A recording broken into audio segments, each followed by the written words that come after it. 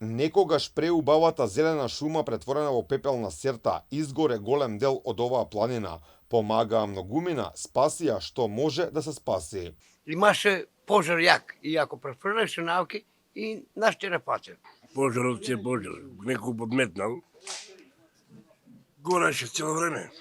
Гореш планината. Па имаше дел од мешаните со механизација, направија изолација околу селото Обрач, ПП појаси правеа деноночно и така да малце го заштитија селото. Сепак, голем дел од оваа планина која важи за белите дробови на Неготино и регионот изгоре, па ќе требаат години повторно да се врати во состојбата пред пожарите.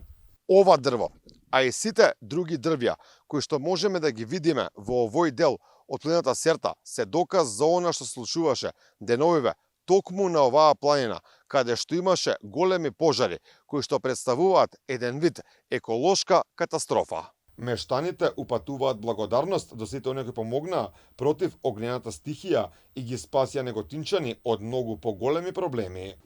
Па мислам дека се справија, сега е добро, Ситуација беше стварно критична.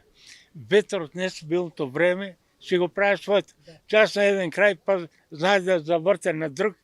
Така добро што се заврши. На Серта го сретнавме и пензионираниот пилот Стоје Арсовски, се вратил да помогне во овие тешки ситуации за Македонија.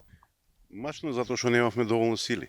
Па ни се јавија дека има потреба, дека немаат пилоти за другите два авиона и со колегата се согласивме да дојдеме да работиме. Ова е само за 3 месеца, додека траат пожарите, после не. Деновиве зад нас, планината Серта беше местото кое што представуваше најголема опасност за неколку градови на истокот на државата.